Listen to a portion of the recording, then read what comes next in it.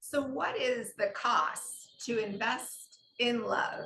I am Jacqueline, founder and creator of Discover Love Matches.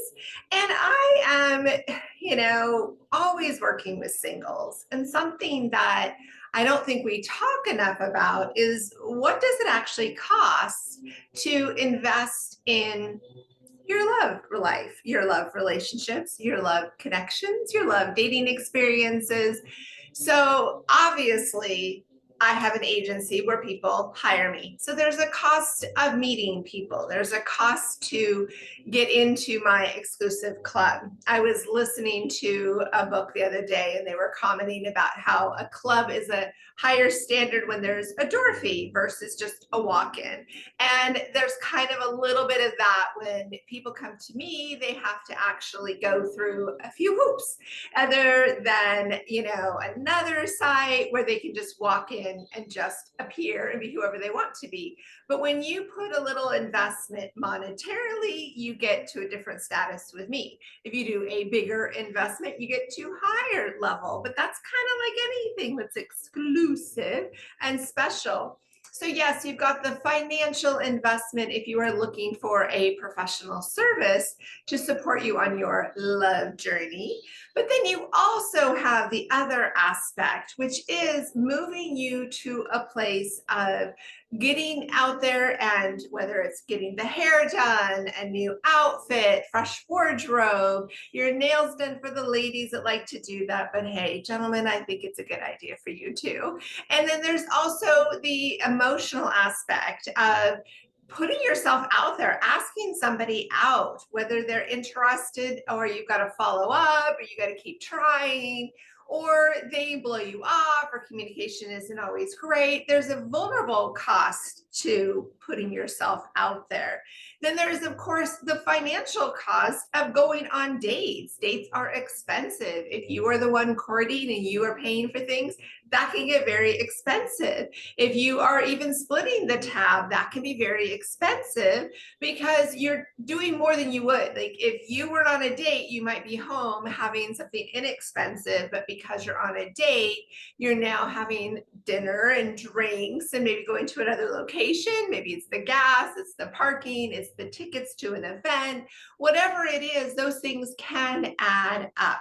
So what's interesting is to stop and think, what is that, giving out cost, but also what is the cost of your heart? What is the cost of vulnerability? What is the cost of you getting to a place emotionally where you're willing to be seen and heard and make yourself available for the chance that you might get hurt, for the chance that it might not work out? What is that cost for you? So many people have walls and walls and walls, layers and layers of brick all the way up. And there's a cost of not letting yourself fall in love, not letting yourself receive compliments, not letting yourself be touched intimately, not letting yourself have somebody who's in your corner, who cares about you. There is a cost to isolation. There is a cost to being so independent and so separate that you forget what it's like to have somebody that you can trust, somebody that you can get close to. So this is a time for you to stop and think, where do you want to put your assets? Where do you want to invest? Where do you want to put your heart? When you think about the cost of love, it isn't just, oh, you're single, why are you still single? It's more of, well, what do you want and what will that look like and what are you willing to do to invest? A lot of my clients sign up for my 6-month or 1-year programs because they need to make that commitment themselves. It's not just hiring me, it's about saying, hey, I'm making a commitment that for 1 full year, I am making myself available.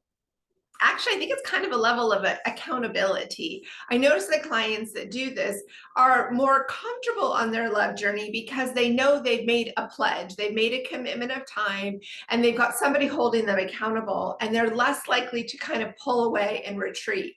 If you are all on your own trying to motivate yourself to get out there, it's going to be harder. It's going to be challenging. And that's part of that cost of vulnerability, of being out there and saying, hey, hi, I'm single and available and I want to meet you. And you might reject me. You might cost a lot on this date. I might get myself all put together and you might blow me off. You might cancel last minute.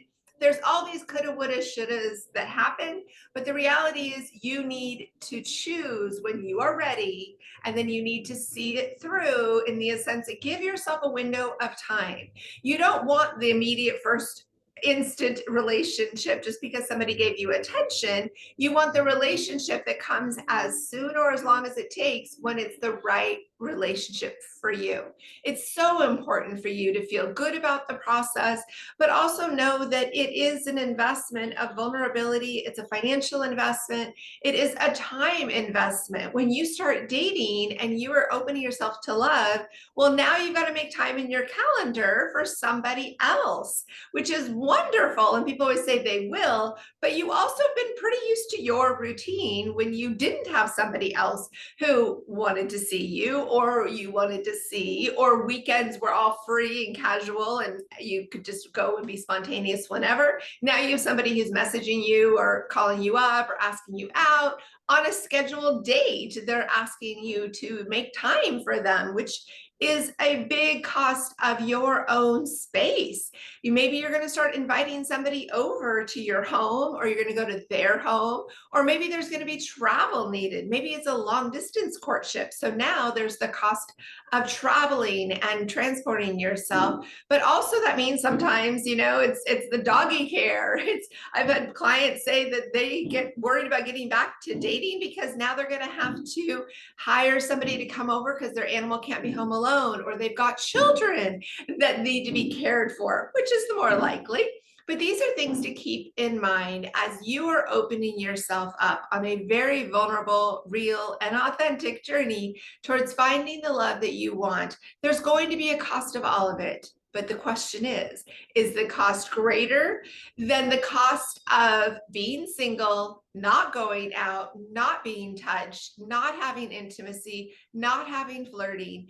And so you need to decide where you are on your love journey and decide what level of commitment you have and want to create and attract to find the relationship you desire. I am looking forward to your comments. I would love for you to like and subscribe so we can keep this conversation going.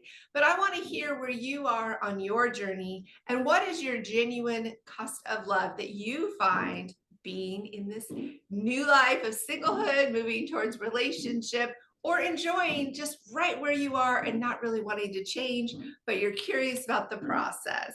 I am Jacqueline, and I'm here to support your love journey.